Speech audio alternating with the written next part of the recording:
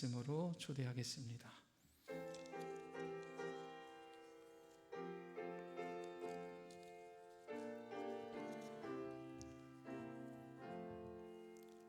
나를 다듬어 주시기를 기도합니다.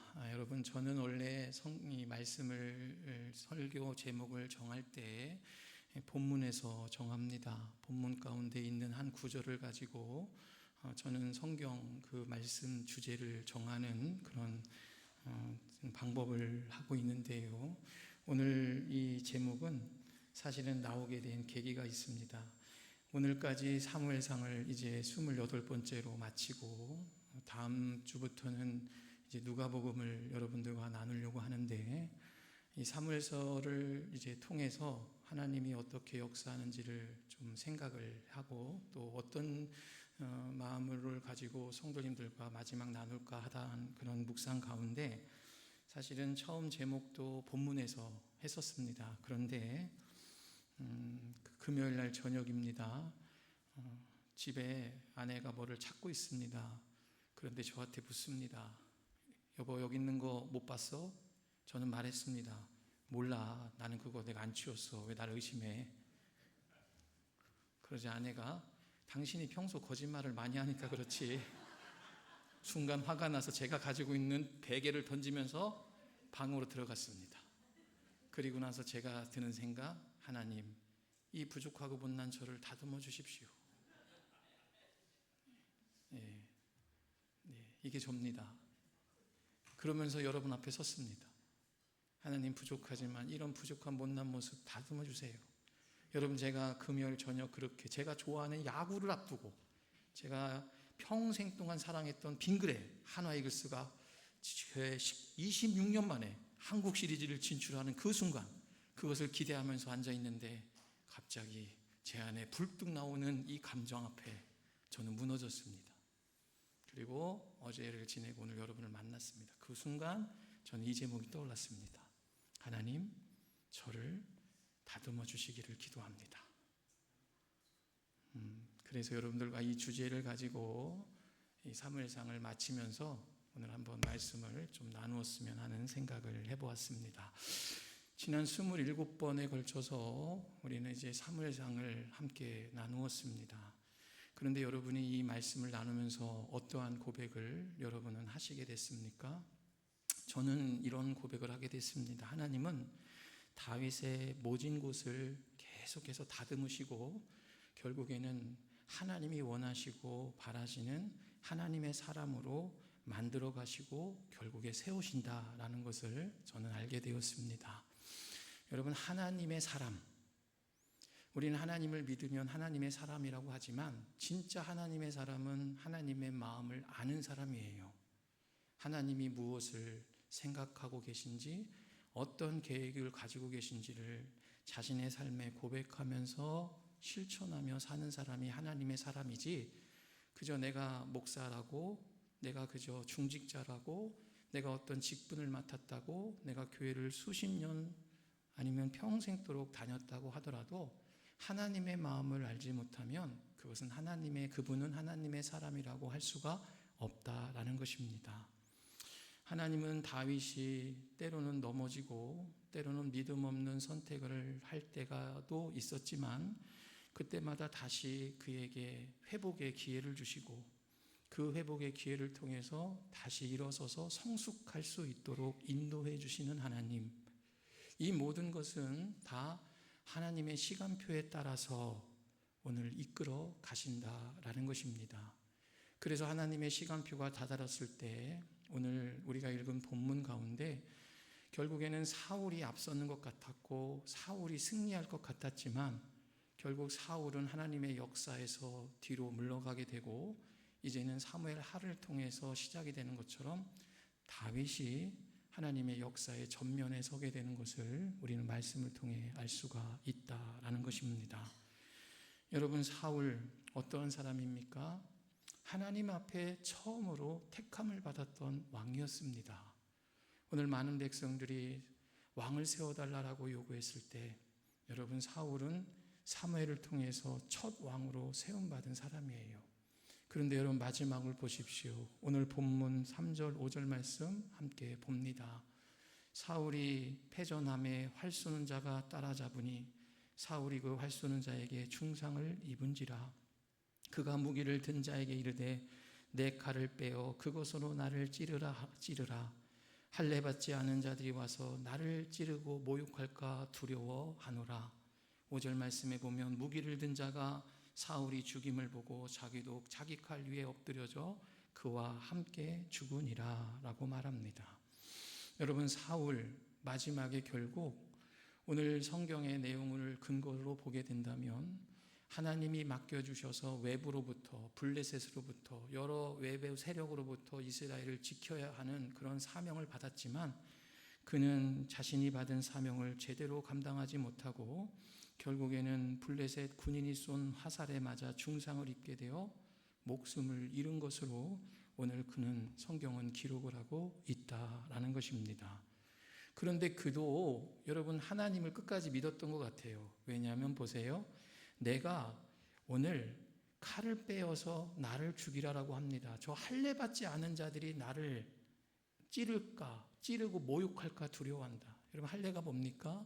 당시에 하나님을 믿는 자들은 할례를 받았잖아요. 그런데 자신이 마지막 죽으면서도 저 할례 받지 않은 자들의 손에 의해서 죽기는 싫다라는 거예요. 여러분, 이것은 사실 하나님 안에서 괜한 자존심일 수도 있다는 것입니다.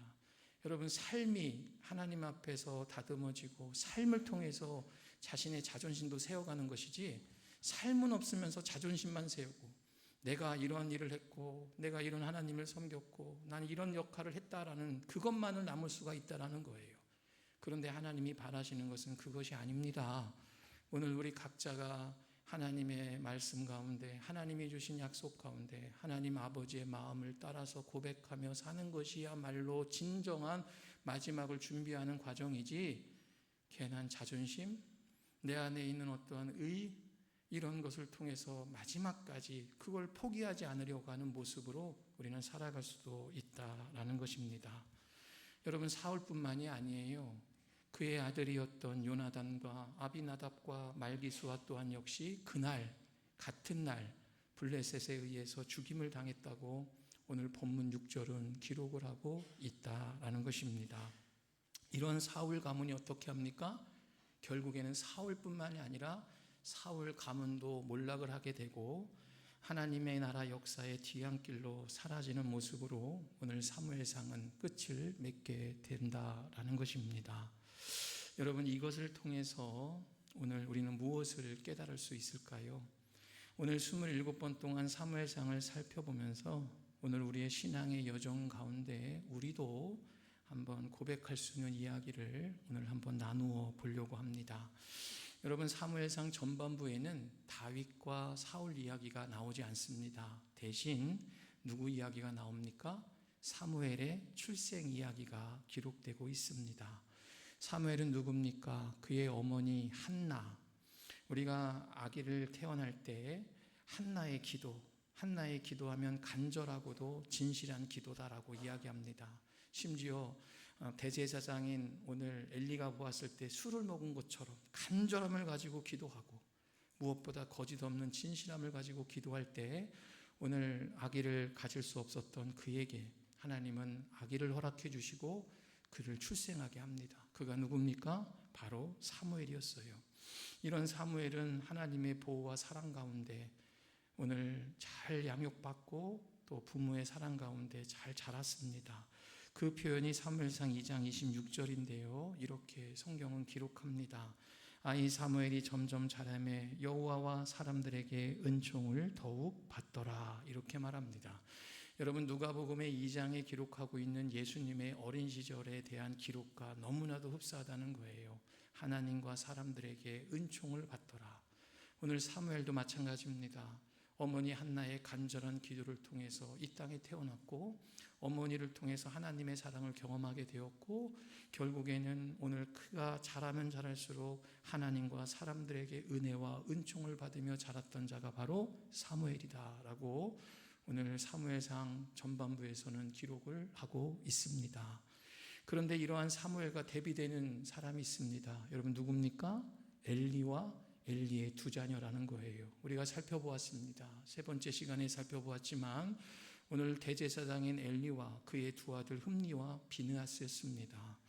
여러분, 사무엘상 1장에서 4장까지 보게 되면 사무엘은 이런 하나님의 은혜와 보호 가운데 서는 모습이 나와 있기도 하지만 반대로 엘리와 그의 집안은 몰락을 하고, 오늘 사무엘은 더욱더 하나님과 깊은 교제 가운데 이스라엘 역사의 전면으로 등장하는 내용이 기록되고 있습니다. 여러분, 사무엘보다도 엘리는 먼저 하나님 앞에 택함받은 제사장이었어요. 그리고 그의 아들들 역시 오늘 하나님 앞에 흠니와 비느하스 역시 아버지의 뒤를 이어서 대제사장의 역할을 할 수 있는 자리에 있었습니다. 그런데 그의 가문은 몰락합니다. 엘리 가문은 몰락합니다. 사울과도 너무나 흡사합니다. 하나님의 은혜를 분명히 받았음에도 불구하고 그의 가문은 몰락해요. 여러분, 그러한 이유가 무엇입니까? 우리는 성경을 통해서 알 수 있습니다. 그것은 바로 엘리와 그의 자녀들은 하나님 앞에서 지켜야 할 가장 기본적인 규례와 규정을 무시했습니다. 하나님께 바쳐져야 되고 하나님께 드려야 될 제사와 제물을 함부로 대했습니다. 여러분, 이것이 엘리 가문이 몰락하게 된 이유라는 거예요. 오늘날로 말하면 여러분 무엇이 될 수 있겠습니까? 오늘 우리의 삶에 한번 적용해 봅시다. 오늘 우리로 말하면 여러분, 말씀이 삶에 없는 것입니다. 하나님의 말씀이 나의 일상에 들리지 않는 거예요. 그저 교회만 와서 예배드리고 교회만 와서 앉아서 예배드리는 것이 나의 신앙의 전부라고 생각하는, 오늘 마지막에 오늘 사울이 죽으면서 내가 저 할례받지 않는 자들에게 죽임을 당하는 것이 무시당하는 것이다 라고 생각하는 아량한 자존심 하나를 가지고 내가 믿음 생활하는 어떠한 교회 중직자고 교회 목회자고 교회를 다니는 성도입니다라고 하는 그 모습밖에 없다는 것입니다. 믿음은 일쓴 것 같지만 살아가는 삶에는 하나님이 살아계시지 않는 것처럼 행동하며 살아가는 모든 표현이 정확히 말하면 엘리와 엘리 자녀들의 모습이라는 거예요. 여러분, 우리의 직분이 하나님 나라의 선물을 우리는 확증할 수 없습니다. 여러분이 가지고 있는 지나온 신앙에 내가 이런 일을 교회에서 했고 이러한 일을 한 것이 결국 하나님 나라의 여러분 확증이 될 수가 없다는 거예요. 여러분, 처음에는 부족하지만 그래도 그 가운데 하나님의 마음이 뭔지를 찾고 삶 가운데 들려지는 하나님의 음성을 붙잡고 살아가려고 하는 자에게 하나님 나라는 확증되는 것이지, 그저 내가 가지고 있었던, 내가 처음 믿었던, 내가 예전에 이렇게 했던 것, 여러분 그것은 하나님 안에서 아무 소용이 없다라는 것입니다. 결국에는 가면 갈수록 우리의 신앙은 더욱더 숙연해지고 더욱더 고개를 숙이고 더욱더 열매를 맺어야 된다는 거예요. 그런데 대다수의 많은 성도들을 보게 되면 내가 예전에 이랬는데, 우리의 아버지 어머니가 이랬는데, 오늘 내가 예전에 젊었을 때는 이렇게 열심히 봉사했는데, 내가 이런 봉사해서 교회를 이렇게 세웠는데, 여러분 그런 것은 오늘 하나님께 받을 상급으로 우리에게 남겨두고 오늘 나에게 다시 주어지는 하나님의 은혜 앞으로 내가 나아갈 수 있도록 매일 나 자신을 드리는 삶, 매일 나의 삶 가운데 들려지는 하나님의 음성을 들으려고 하는 삶, 그것이 우리의 신앙에 너무나 중요한 고백이 된다라는 것입니다. 여러분, 사무엘은 반대로 어떻습니까? 오늘 사무엘은 하나님의 음성을 매일 들으려고 했습니다. 결국 엘리라는 사람을 통해서 하나님의 음성에 귀를 기울이라는 것을 듣게 되었습니다. 여러분, 그래서 어떻게 됩니까? 사무엘은 결국 그의 말이, 오늘 그가 하나님의 음성을 들으려고 하고 하나님의 말씀을 들으려고 하자 온 이스라엘 백성들이 사무엘의 말에 귀를 기울이기 시작했다는 거예요. 결국 하나님께서는 처음 택함받았던 엘리와 그의 아들들을 통해서는 더 이상 이스라엘을 하나님 앞으로 바르게 이끌어갈 수 없는 것을 아셨기에, 그래서 새 가문과 새 사람을 찾았는데 그것이 바로 한나와 그의 아들이었던 사무엘이었다라는 거예요. 여러분, 이건 얼마나 중요한 사실인지 모릅니다. 오늘은 종교개혁 508주년입니다. 우리 교회가 껍데기만 남아있는 교회가 아닌지 돌아봐야 되는 거예요.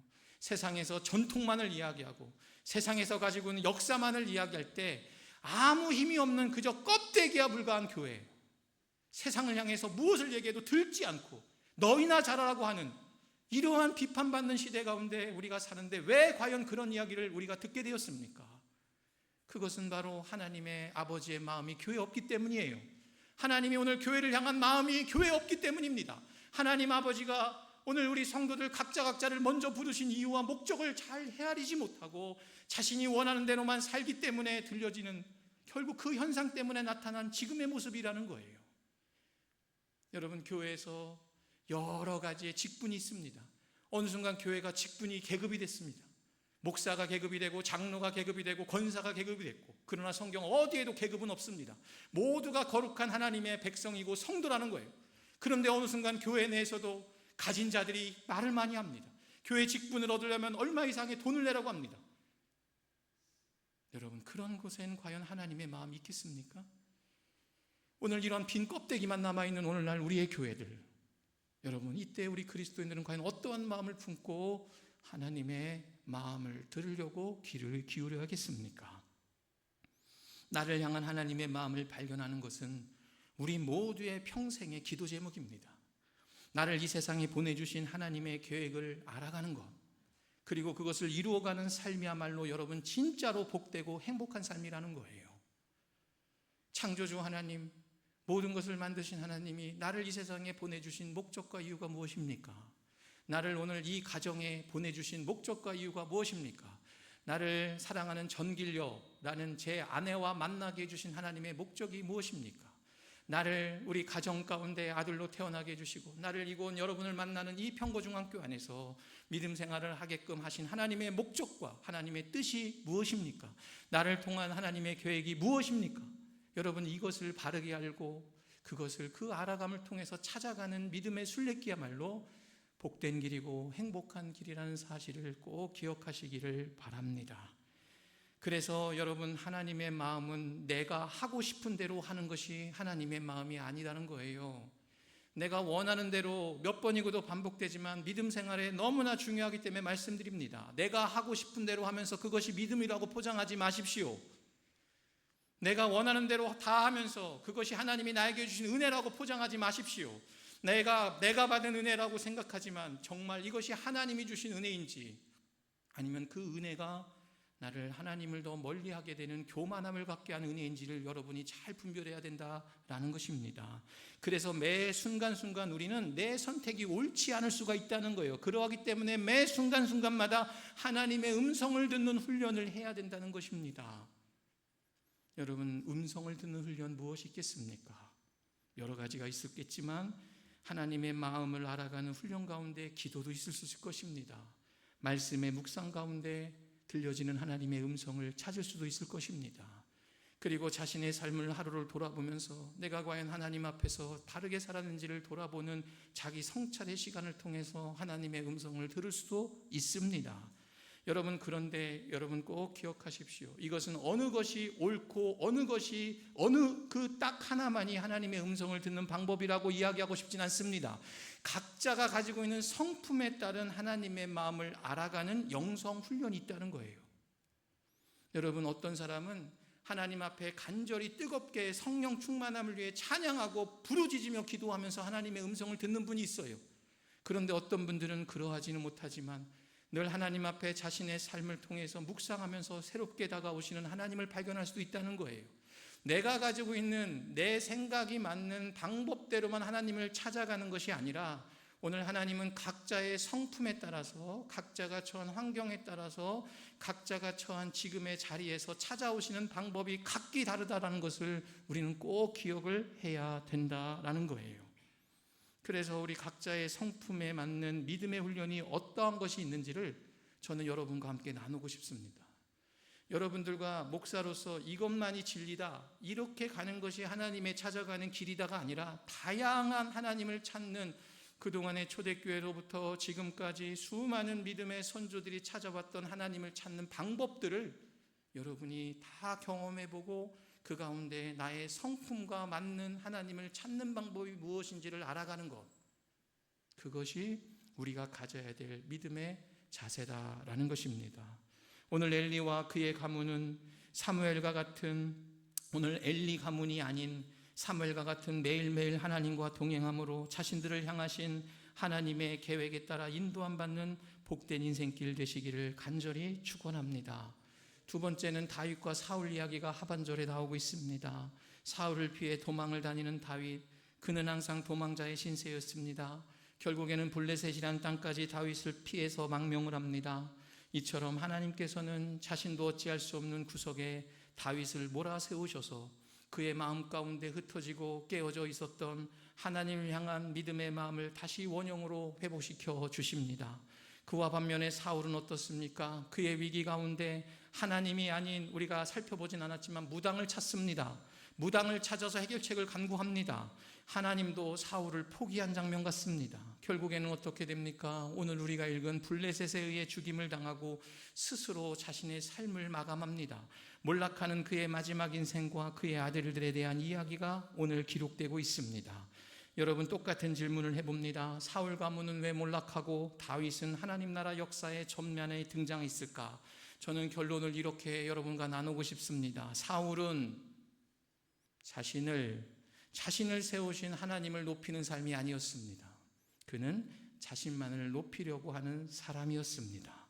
여러분, 이것을 오늘 우리 각자에게 적용해 보겠습니다. 잠시 내 시야에 있는 것들만 쫓고 있는 우리의 인생, 내 시야, 내 눈에 보여지는 명예, 권력, 쾌락, 부귀, 영화, 눈앞에 나의 시야에는 보이진 않지만 지금도 살아계셔서 모든 만물을 주관하시고 이끌어가시는 하나님을 두려워하지 않고 자신과 사람들의 눈속임만을 하며 살아가는 사람들이 바로 사울과 같은 인생이다라는 거예요.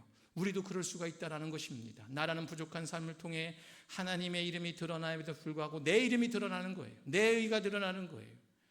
여러분, 그거 또 어떻게 합니까? 결국에는 그러하니 하나님의 말씀 앞에서 그는 즉각 회개하지 않았습니다. 더욱더 자신의 힘으로만 해결하려고 했습니다. 그래서 그 해결하는 가운데 더 큰 죄를 짓게 되었고, 하나님의 계획과는 다른 방법을 가지고 자신의 아들에게 왕위를 물려주려고 했고, 그 왕위를 물려주는데 방해가 될 것 같은 다윗만을 죽이는 데만 혈안이 되어서 그는 삶을 소비하며 살아왔다는 거예요.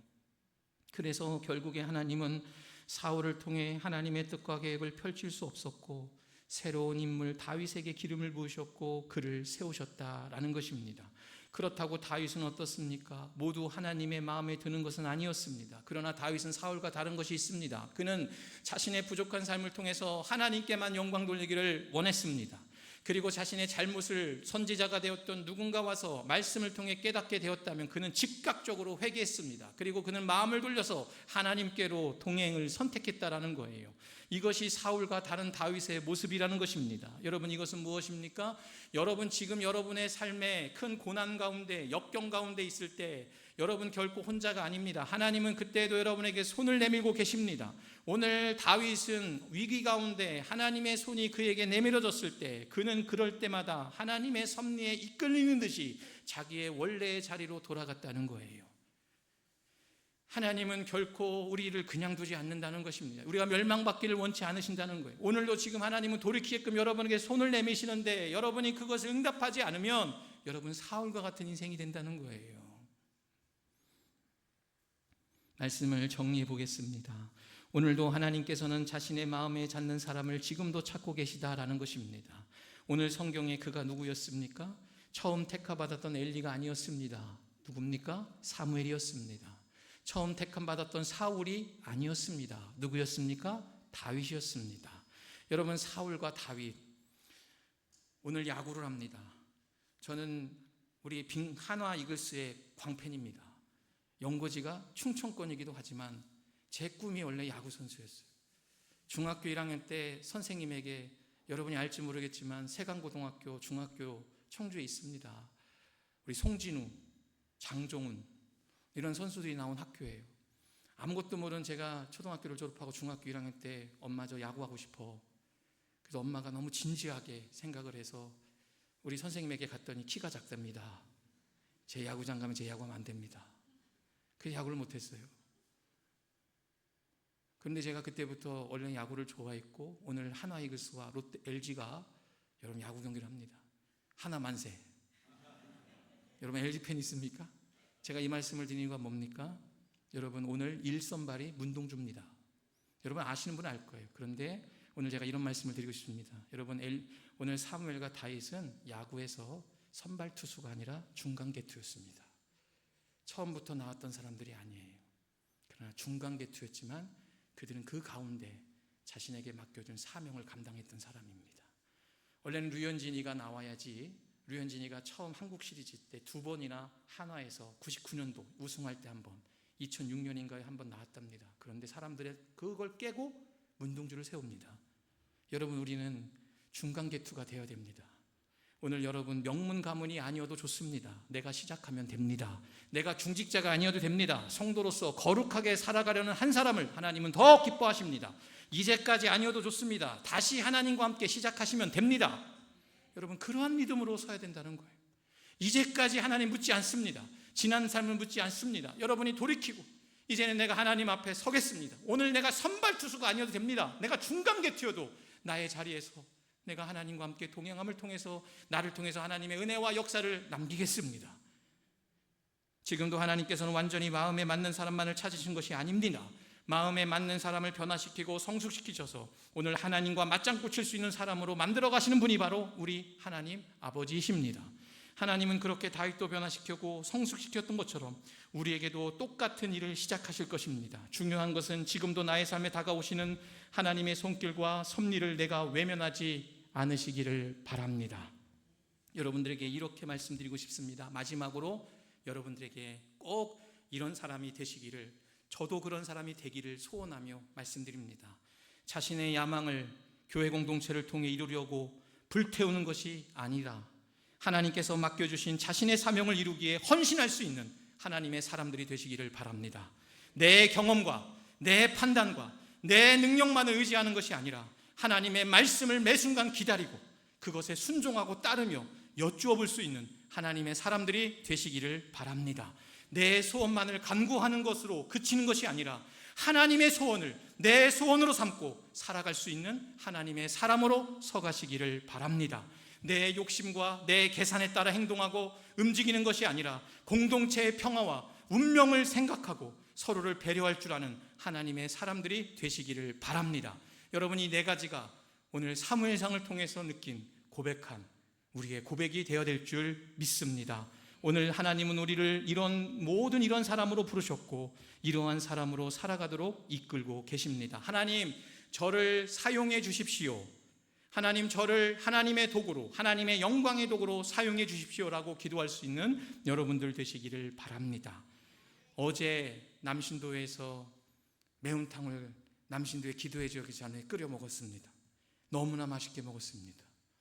우리 강경춘 집사님과 우리 장로님들이 같이 음식을 해서 몇 분이 나눠 먹었는데 강경춘 집사님이 올라오셔서 제가 그랬습니다. 집사님, 너무 음식이 맛있습니다 했더니 강경춘 집사님의 그 말에서 하나님의 마음을 느껴지는 음성이 들렸습니다. 뭐라고 하신지 아십니까?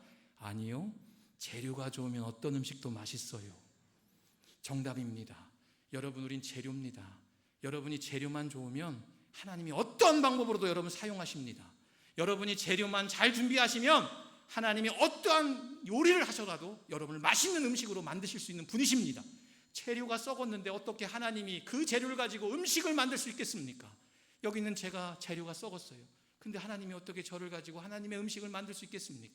여러분이 진정으로 하나님 앞에 내가 온전한 깨끗한 재료로 올려드립니다. 하나님이 쓰시기를 저는 기도합니다. 오늘도 부족하지만 하나님이 오늘도 나를 다듬어 주심으로 말미암아 당신의 영광이 나타나는 곳에 사용되어질 수 있도록 오늘 우리 모두 내어드리는 우리 모두가 되시기를 주의 이름으로 간절히 축원합니다. 오늘 하나님의 부르심 같이 불러볼까요?